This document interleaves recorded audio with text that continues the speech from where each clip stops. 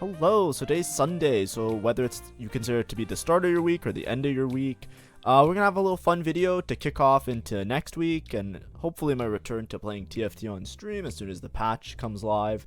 But basically, this is going to be a fortune game. So fortune itself got a little bit nerfed over time. I'm not very good at fortune, I will admit that wholeheartedly. I do not think I am the greatest. I've had many times that people ask me to make fortune videos and how to cash out and do all of that stuff. I'm gonna be real with everybody. I'm not the best at it, and that's why you don't see a lot of those videos on this channel. It's because they're usually like eighths, but occasionally I do hit a good spot, and I kind of play towards it really nicely. So just in terms of first augments to get, Spider Queen not particularly good anymore. I do have okay items for it, like I can maybe make it work, but not really. Shields up is not very good because I don't really have a good Vanguard opener. If I had a better spot for like Ezreal Hui, like reroll, I probably would go for it because then you can fit in that Blaster Vanguard setup and be pretty strong.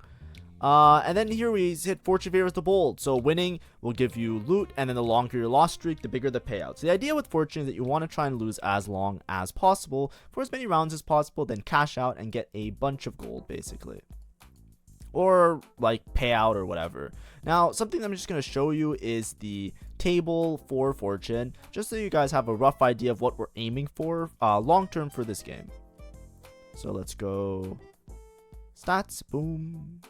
Here we go. So it got nerfed a little bit. So basically what this is the fortune table. What it means is that when you take Fortune Favors the Bold, if you have 0 losses and you win, you'll get 1 gold. If you have 1 loss streak, then you'll get a 2 cost unit, etc. It tells you what your cash outs are and the percentage chance of each of those cash outs. So I would say the game winning spot is usually, before it was when you got to like around 8 loss. 8 loss is right after carousel.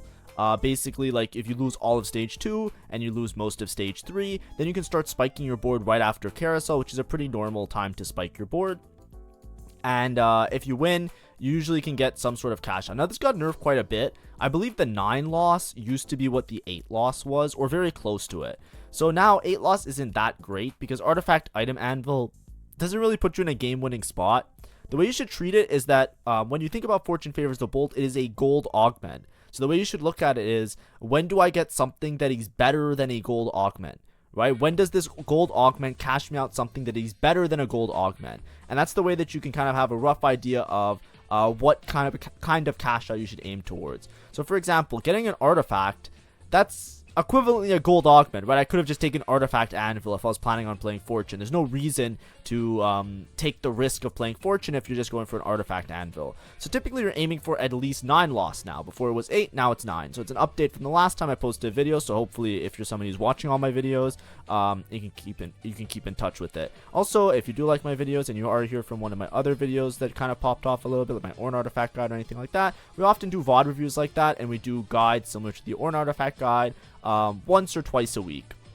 So there's going to be a new guide aiming for Tuesday or Wednesday that's going to have that out, and then because it's a patch week, we're also going to have the patch review notes that's going to come out either today or tomorrow as soon as we get the final conclusion on what the patch notes are. Anyways, make sure to like and subscribe if you like my content, even if it just helps you for a little bit. I really would appreciate it. Anyway, so 9 loss gives you a Radiant item. A Radiant item is basically like a prismatic augment, right? Get a Radiant item is a prismatic thing. Support items and component anvils in gold or multiple components. These are closer along the lines of getting a better cash out. Then obviously past that, things get really insane and really good for you. The way you should always think about fortune, I should get the pen work here a little bit. I can draw some stuff on for you guys. Let me just pop this bad boy open. It's been a while. It was broken yesterday, so I just did the video without it. There we go. Reset. So the main thing with fortune that you should always think about is 2 lives. What does 2 lives mean? What I mean by that is you want to be approximately 20 HP. Right? You want to be able to take a loss and still be alive when you cash out. So no matter what, if you're 20 HP, you should be cashing out, because you don't want to cash out with 1 life, because then some random high roller or some random really strong board will just kill you and you'll just lose the game on the spot. You want to have a little bit of wiggle room, because in case there's a board that you hadn't scout properly, in case there's a board that randomly spiked really hard, you want to be able to counteract that. You want to be able to create a board And if you lose one round, you still have a chance to, okay, I should have scouted, I have to position differently, I have to do this, that was a little fight RNG, I need to spike it more, etc. Like, you want to have that extra wiggle room when you cash out. So always considerate of cashing out to make sure that you have 20 HP at bare minimum. Of course, you can cash out with more HP. I'm not going to be the gatekeeper of when you want to cash out your fortune, but typically you're aiming to cash it out around 3-6 3-7, like 1 or 2 rounds after the second carousel. And if you could cash those out, then you'll be in a really good spot. And at the bare minimum, you have to cash out on 4-1, and 4-1 will be a 10 loss streak, which will be a really big cash out. It's just that cashing out on 4-1, I don't recommend it all the time, because I get really bamboozled with it a lot of the time, because then your 4-2 round is going to be very difficult. It's going to be augment picking round, fortune cash out, as well as like everything else. It's just a mess. Now, something to note about this game, so I didn't mention it before, but this game is Radiant Blessing. So I'm actually going to have like a lot of like crazy shit going on all at once. So the Radiant Blessing is going to be some sort of cash out, basically at the portal that when you sit on it, that's what governs the whole game in a certain ways. So the Radiant Blessing is going to be when I'm 40 HP or lower, I'm going to get some sort of cash out from the game. Now, obviously, that can be any cash out, but the fact that I'm going to cash it out with fortune also gives me another point to like try and figure out, but it also gives me like more information. Like I'll if I can cash out and actually like make it to a strong board, I'll be able to figure out how to like fix up everything in itself. Anyways, from the items that I got dropped, I'm probably angling towards some sort of karma line. Now, I understand that karma might not, she's fallen out of favor. I think that patch started and everybody's like, karma's broken, play karma, karma's broken. Now everybody's like, play Callista, Callista's broken, play Callista. It's here and there, it comes and goes, right? The meta kind of evolves based on like how people are playing the game. Because I don't really have a good spot for karma, I wouldn't necessarily call these items a good spot for rise. As you can see, I can make one good tank item, and I can also make a blue buff. So I'm probably just going to angle myself towards some sort of karma flex board. There's many different renditions of that board, and it also makes it a lot easier, because when you're cashing out, you want to be able to play a board that can accept multiple units. You don't want to play a very specific board, because then you'll get very dizzy, right? Like, you don't want to take fortune and then try and force your way into playing Callista, for example, because if you don't hit a Callista, you won't cash out your reward. And if you don't hit the Callista, what is it? You just close the game and you say, I'm 8th, GG? No, it's like a lot of the time, it's like, okay, well, maybe I'm not hitting Callista, but at least I could try and play some sort of other flex board, right? That's the benefit of playing Karma, because there's a lot of different units you can use to carry with Karma. You can use Fiora, for example. You can play Karma Rise as a duel. You can play Karma with Gwen, even in a worst case scenario. But typically you're building around a Preserver board with Karma, and it's good enough, especially if you're up resources in the form of the cash out from fortune. You should be able to win a lot of the rounds into the late game and secure yourself a top 4, even a first, if you high roll your spot really hard. One other note, I'm just going through all the opening stuff because there's a lot to talk about in this game, but we also have a golden duplicator that was just dropped at the beginning of the game. I'm not sure what everybody else got in terms of their resources and all of that stuff, but golden duplicator is really big for me because it will make it so that I can easily hit some sort of crazy board and be able to duplicate something to make a very strong unit on my board. It also gives the potential to high roll into a 5 cost, right? If I hit 2 copies of a 5 cost, I can stabilize around making a upgraded 5 cost. But anyway, if we scout around, there's a Honeymancy reroll, there is a Frost player. The Honeymancy reroll already hit Blitzcrank 3, so that's going to be kind of scary. And then I have Giant and Mighty. I think I just take New Recruit here. I know it sounds really weird, but I think maybe Dark Alley Dealings was a little bit better. My thought process with New Recruit was that if I have double duplicator, I can really cash out my reward really hard. I don't think this is the max cap. Like, I don't think this is the best thing I could have hit and the best thing I could play towards. Because I think in general, New Recruit is pretty underpowered in terms of what it gives you anymore. Just the extra spot and the duplicator isn't that big. But for me, the way that my eyes kind of lit up and I said to myself, I don't think I'm going to be able to cash out really well because there's a lot of rerollers, right? If you look around, there is the It looks like there's a multi-striker reroller. It looks like there is a fairy player, which is going to be very strong, has good items, already has a recon. It looks like there's going to be a Blitz Ziggs reroller, so a Honeymancy reroll. So I think it's going to be a really hard top 4, especially if I don't cash out really hard on the turn that I cash out my fortune. So I took New Recruit because in my head, it serves for 2 purposes, right? The first purpose is I get to play a whole extra unit in this mid game, right? So right now, as you can see, I can play 7 units on my board. That makes it a little bit easier on my losses. It makes it so that I have an extra unit. I'm ideally trying to lose all of these rounds still because I'm trying to cash out fortune. So I want to make sure that I have a large loss streak. But I won't lose as much HP because I have more units. So it's going to be harder for them to like 5-0 me or 6-0 me because I have an extra spot on my board. And secondly, having a double duplicator allows me, like, you know, I'm not really anticipating going for like some cheesy shit like a 3-star 4 cost or a 3-star 5 cost or anything like that. But having the double duplicator means that I will be able to reliably hit a stable board later in the game. And I think that's what I valued in taking it. Now, I wouldn't recommend always doing that. I think Giant and Mighty has better stats. I think if there's Support Golem, it has better stats. I think there were better Prismatic Augments to take. I took this strictly because I suck with Fortune, and this will help me with my cash out in order to convert to a good position. So as you can see here, this is what I was saying before, right? Right before Carousel, you're at 8 loss. So if I cashed out after Carousel, I would be cashing out an 8 loss cash out. Now, this is kind of scary because there's already a fairy player with a fairy +1. Gladly, they're very far ahead, so should be fine.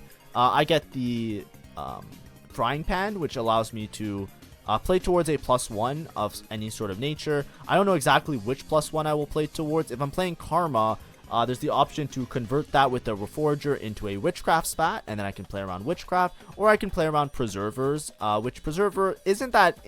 Preserver isn't that great, by the way. It's usually only good if you can hit 5 Preserver, but Preserver Crest isn't that important. It's a little bit bait.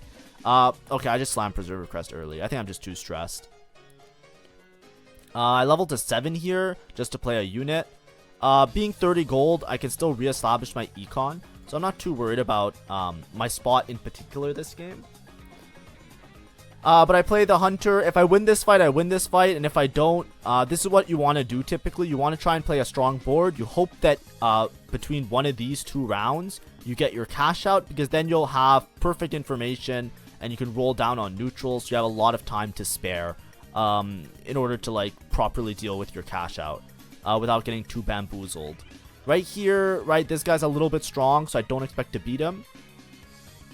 I'm taking this time to fill out my team planner so I don't get super dizzy. I'm just putting in the low cost preservers just to make sure that I don't miss them, as well as Karma. Now I drop below 40 HP, so I'm gonna get my Radiant Blessing. Now this Radiant Blessing should help me to cash out, right? It should help me to cash out this turn. So I hit a Briar. I'm kind of down to just play Briar. I can make a Hodge on Briar because that's the components that I got. I'm kind of down for that as well.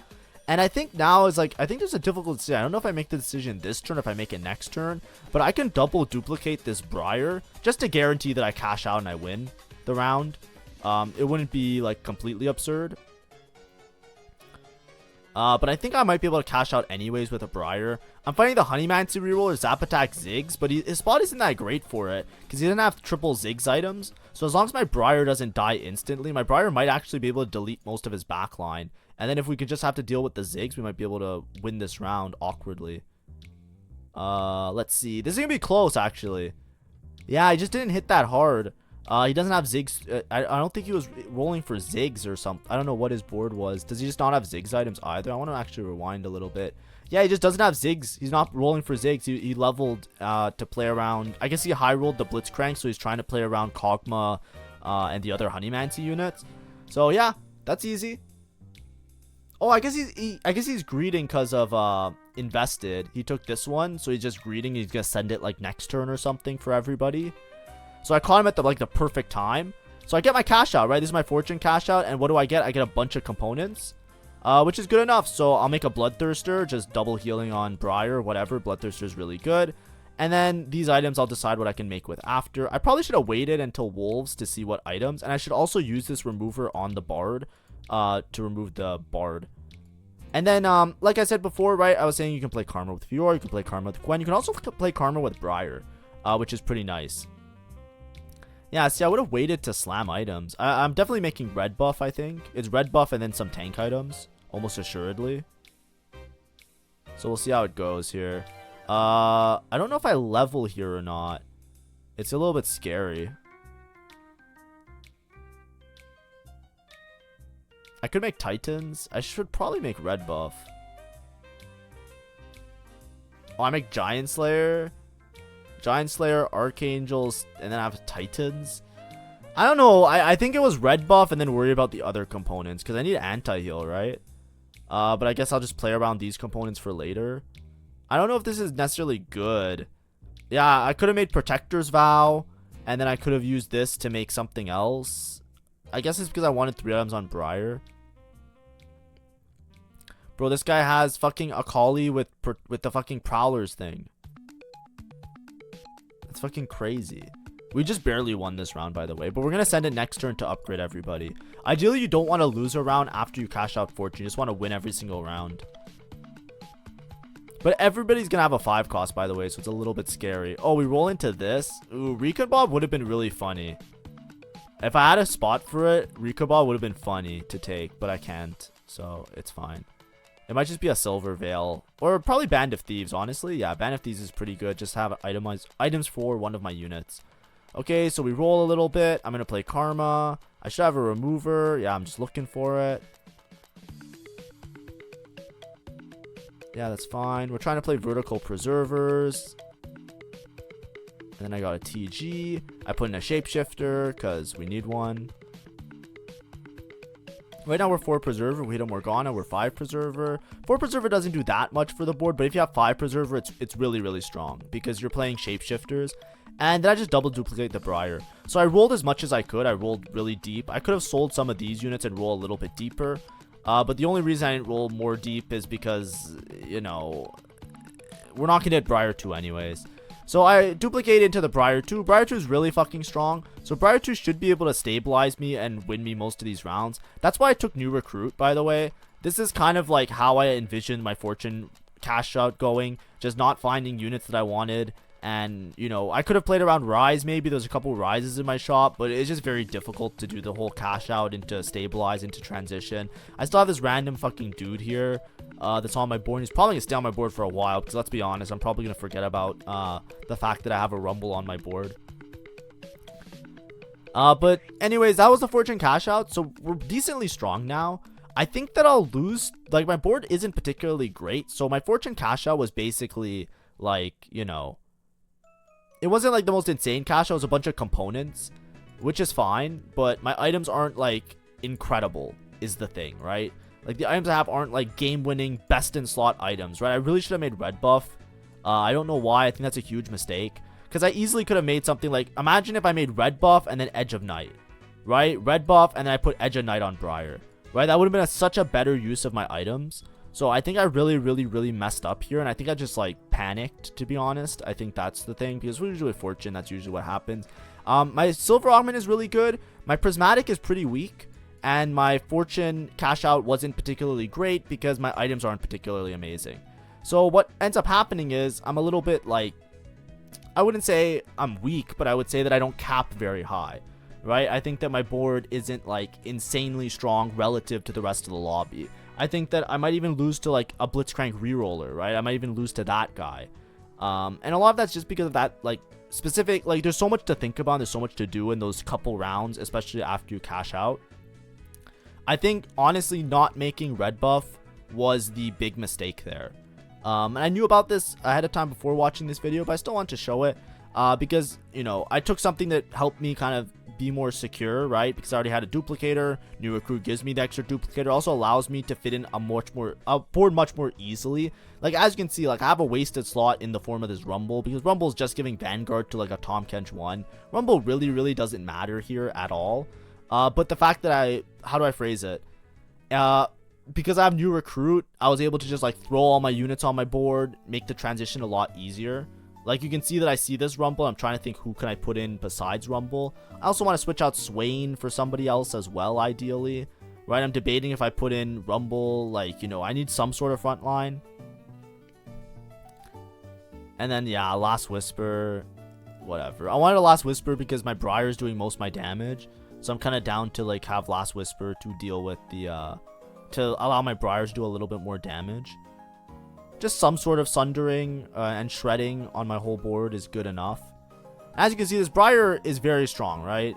You can stabilize around a 5 cost really easily. If I didn't hit Briar and I hit like a Diana or a Camille, basically any melee 5 cost, or honestly any 5 cost upgrade, especially when you're cashing out Fortune, you can cap pretty high. Like, in order, like, at least above the regular boards in a stage 4. Do I upgrade Swain? I think I'd rather, yeah. And then I can play, I guess I can get anti-heal now if I switch out and I play, what's his name? I can play, yeah, I don't know if that's the play. I would put Tom Kenshin over him, over the Rumble. Rumble gives Blaster, but, I don't think so. I need Shapeshifter for Briar, so I don't want to lose too many of those units. I just upgrade Swain. Right now, my Rumble is just kind of holding my items. Rumble should also always be close to Briar. That's a mistake on my part. This guy, I think, is going to outcap me. This 7 multi-striker with Keepers and Prismatic Ticket, like, if he hits Hecarim 3 as well, like, don't I just lose? Which is kind of unfortunate. I think, like, some of the rerolls, like, these 1-cost rerolls are really fucking annoying. But I'm pretty sure this guy's going to outcap me just because he has Keepers as well. He has good items on everybody and Keepers. So there's a good chance I lose to this guy late game. I'm not sure who I lose to. I know I don't, like, I don't want to spoil it, but I know I don't go first. But, you know, I don't remember who I lose to. I'm pretty sure I lose to the Blitzcrank later in the game, because if he has all the Honeymans he's upgraded, I think my Briar just dies instantly. And I'm pretty sure I don't see myself beating the multi-striker player late game. There's also the Callista player to worry about, but I think I just have more HP than the Callista player eventually. Yeah, I'm kind of debate. Like, I want to play Smolder over this Rumble. I don't think the Rumble really does anything. Like, Sugarcraft doesn't really matter, and Vanguard doesn't matter that much, especially because the top Kench 1. It's not like it's my main tank. So I'd much rather play some better units, if that makes sense. But I think it's just dizziness. I think it's just, like, you know, overwhelmed at all the things that are happening. Yeah, Camille is probably better. Like, anybody really is probably better than this Rumble. Even Bastion is probably better than Rumble. Just because Vanguard doesn't buff the whole team, but Bastion will buff the whole team. So, like, even just playing, like, this random Shen will probably do more for me.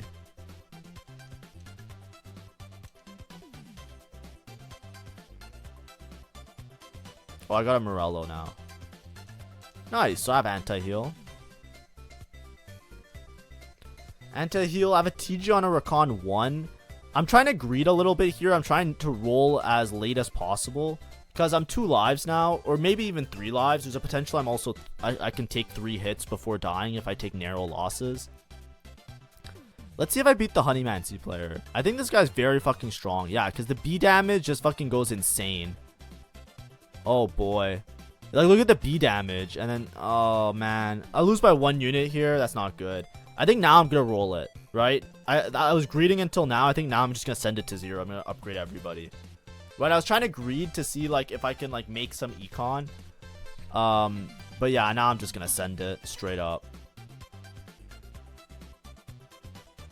And fix my board up a little bit. Yeah, can we please remove this fucking dude already? Just get, yeah, let's get rid of him. I'm 5. I should be 5 Preserver now. Another Briar. That's kind of sad because I used my all my dupes on it. This guy, yeah, and then Preserver, just Preserver the Swain. I was rolling deep here because I was trying to find Karma 2 at least, because Karma is still Karma 1, and that's a good chunk of my damage. But now I spiked a little bit, right? I got Rakan upgrade, I got 5 Preserver in, so my Briar is gonna have a lot more sustain with the 5 Preserver as well. So I should be stronger than most people again. But yeah, this is what I was saying, right? I was trying to hold on to my gold as much as possible, maybe play for a first, right? I was trying to outcap everybody, right? If I make it to level 9 and I can fit in like a Diana 2 and like other legendary units with better odds, I have a good shot of winning the game. So I was trying to see how much I can carry myself with this Briar. Of course, there was probably a better board I could have made earlier on. I don't want to harp too much about it because obviously the Rumble was a mistake. I said it already.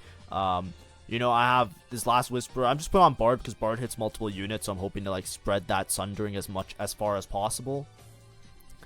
But stabilizing around the Briar was good enough to get me into a good spot to top 4. I just wanted to really like, you know, I know that it's going to be really hard to outcap some of the other units, right? It's going to be very hard to outcap, what's his name? It's going to be really hard to outcap the multi-striker as well as the Honeymancy player. So I want to make sure that I gave myself the best chance of that, and that's why I was greeting so much. A lot of these other boards, the Briar will be able to like, quote unquote, like face tank it, right? The Briar is just gonna live longer and do more damage than a lot of these other units. Just because Briar is so strong, and Briar gets stronger over time. Now I could feed the Briar, but I'd rather just play with the lives that I have. Right, because being 3 lives, right, as you can see, I'm still above 20 health, so I could probably take 2 losses still in the game and I'll be fine. So I would rather just do that. I'd rather just be fine with 2 losses and guarantee myself a top 3 instead of like trying to feed Briar, potentially lose a life, and then like lose the game on the spot. Feeding Briar is something you should only do sometimes. When you feed Briar, you're really just saying like it's a first or an 8th. Right, because a lot of times you can lose placements from the HP that you lose feeding the Briar. So I would much rather prefer to not feed and just like, you know, make sure that I'm strong for later. I'm looking for Nasus 2. I want to replace this with Nasus 2 because I think Nasus 2 is a little bit stronger. I sold the Tahm Kench. I don't know why. I should just sell Fiora. I don't really think I'm going to play Fiora ever over anything. Yeah, I should have held the Tahm Kench. Because Tahm Kench upgrade is good here. Because I'm still playing Arcana. Because Arcana gives me a little bit of HP. That's the only reason I'm playing Tahm Kench. I could convert to like a 4 Witchcraft or some other type of board, right? I can fit in Frost and Bastion, right? Diana is probably much better than Tahm Kench. Just in terms of like helping out my board a little bit. Incantor is also something that I could play to help out my Karma. But I think my Karma with Archangels has enough AP. That's not really the big issue for my board. It's more so like my front line. Yeah, I lose to the Honeymancy player again. Damn, like that's just my fault though. I shouldn't be selling this Fiora. I shouldn't be selling Tahm Kench. My front line is my problem. So here, like the proper identification is that I really need to like upgrade Tahm Kench and upgrade what's his name? This guy. Okay, I finally hit Karma 2. Man, that's so rough. Am I even contested on Karma? There's one Karma player. Is it the high HP guy? There's one Karma player, right? Like it took me until 5-6 to find Karma 2. Really? When I'm uncontested Karma? I guess there's not a lot of 4-cost players. Like this guy's going for Callista 3. Like if you look at his board, he's literally trying to get Callista 3 on his board, right? And nobody's denying him. And it's like, bro, like what? Like, this is a multi-striker player, and he's just not playing Callista because he doesn't need it because he has multi-striker +1. It's like, bro, just hold on to a Callista.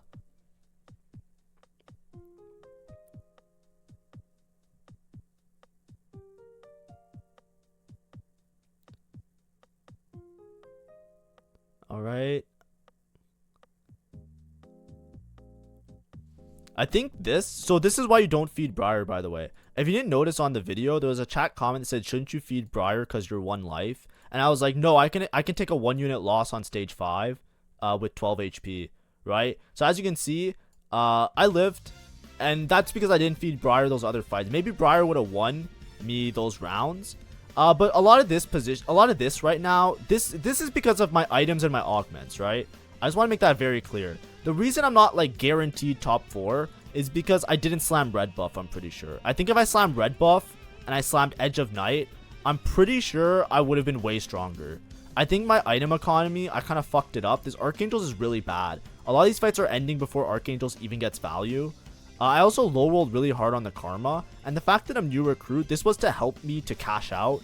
You know, I didn't really go all or nothing first or eighth. I kind of pussied out a little bit, you can say, just because I really just wanted to make sure that I had an okay cash out, especially while I'm live on stream.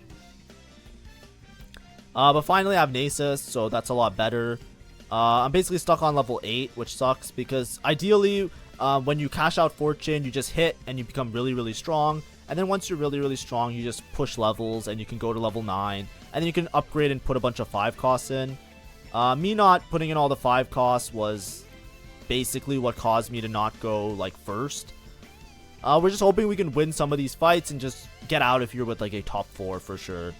I should be stronger than this player though. I'm not entirely sure, but unless he hits Callista 3, but I'm pretty sure I'm stronger. Because now I have Nasus. If you see Nasus, how much he's tanking more than the Swain, it makes such a big difference to my board. It gives me so much more time to, especially with the 5 preserve, it gives me so much more time to like get some damage off. Yeah, but I think the main reason that I didn't just like get a guaranteed like second, I would say, the reason I'm not going second this game and I might be going third or fourth is because of my item slamming being bad. And also this part, the new recruit, is kind of like the quote-unquote cheat way to get like a stable cash out. I'm basically getting a golden duplicator to use.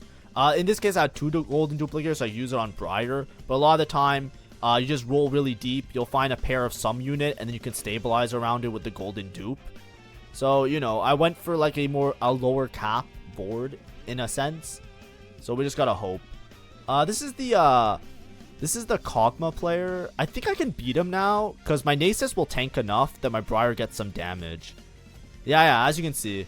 This is what I mean. Like, if the Nasus died, the Briar would have got focus fired. But because the Briar didn't get focus fired, I actually have some... Yeah, there we go. We just narrowly won with the Zillion bombs. But that's how close it's expected to be. That's why you really need, like, that difference in a proper tank, right? Having the Nasus upgrade was huge. But like I said, remember I was trying to greed to go 9. As soon as I lost that first round, I sent it to try and find karma. I sent it because I didn't want to accidentally lose another couple rounds. If I lost even 1 additional round this game, I'd probably be 5th, right? And this wouldn't have been a video. This is why I say that I'm pretty bad at Fortune sometimes. I'm really bad at judging when I can go 9. You really have to be able to make it to level 9 though, right? You want your cash out to be good enough that when you make it to 9, because imagine if I can replace like one of these shit units. Like, I know I'm new recruit, so like I have an extra spot on my board. But imagine if I can replace like Arcana isn't really doing that much for me. I should probably also just be Arcana-ing the Hecarim to get a little bit of durability in some of these fights. But I don't think it really matters. Like, 2 Arcana either way is not going to be that big of a deal. Also, how am I getting executed? Who's executing me? Oh, he got the charm that executes on low HP. I don't know if that's why I lost to this guy, but, you know, it's just, I've said I'd probably lose to the multi-striker board.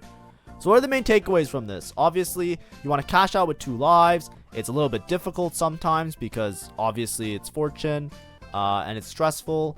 And you want to make sure that you have good items based on your cash out, right? Because I got the component cash out, you really want to convert those into really strong items. Not making red buff earlier on really decreases the strength because this Archangels is pretty shit. And I would have had better tank items earlier, which would have helped out my board. Other than that, something you can do is what I did, where you take new recruit. It's not very good in the stats new recruit, but it's more so like, hey, I'm just making sure that it's kind of like a bailout, right? It's like I'm making sure that I could secure myself a stable board at a certain point. And then, of course, I'm going to lose to the rerollers because they just have, like, really strong boards. And they just clicked D and they clicked all the same unit. And these comps are pretty broken. They've fallen off of favor a little bit. And the reason they've fallen off is not because they're weak. It's just that it's hard to hit the units if someone isn't helping you along the way. Because this guy's buying a bunch of 1 cost and 2 cost and other low cost units, and this guy's buying 1 cost and 2 cost and low cost units, it makes it so that, like a self-fulfilling prophecy, they're helping each other make their board strong. They're helping each other to hit a lot of different units, and that's why both of these guys hit and were able to find other units and level up. This guy hit a little bit less hard, I would say, but you know, it is what it is. Having keepers was the big giga hit. But as you can see, just stabilized around Briar, played around preservers, and we made it to a top 4 playing Fortune. Typically with Fortune, you try and go first, right? The idea behind going first is that with your cash out, if you're much stronger than everybody else, then you don't have to roll anymore on stage 5. You instantly teleport yourself to level 9, and then on level 9, even if you're not rolling on level 9, you have the odds in your shop to find some of the 5 costs, right? If my board, if you insert a Diana 2 on my board, and this was a Morgana 2, I probably beat both of these guys very easily. Nobody in the lobby would be able to beat me if I had Diana 2, Morgana 2 in addition to my board. The problem is just getting to all of those 5 costs is very difficult because, as you saw, I didn't hit Karma very early. I used 2 duplicators on Briar. If I didn't have the duplicators, I wouldn't even have the Briar to stabilize around. And then I lost a fight against this guy, and then I said, okay, well, I don't want to lose any more fights. Sent it. I had to roll very, very deep for this Karma. By the time I found the Karma, the game's already over. You can't really go 9 anymore. So you're kind of locked out of those really, really high positions. But either way, we beat Fairy. Pretty proud of myself for doing that. But anyways, that was the Fortune game. Thank you for watching. Hopefully it was enjoyable. If you don't play Fortune, just keep in mind, you can take it, try your best, get good at the skill set to learn it. The main takeaway is that you always want to cash out with a couple lives to spare. You don't want to overgreed, be 1 life, and then randomly lose to some high roller. You always want to cash out with at least 20 HP. So you want to make sure that you're spiking your board and rolling ahead of time to make sure that your board is strong enough to get the cash out, because then with the cash out, you can convert that into a top 4 fairly easily and be stronger than some people. Here, my lobby in general, I said from the start of the game, was going to be very difficult, so it is what it is. Anyways, thank you for watching. Hopefully it was enjoyable, and have a great day.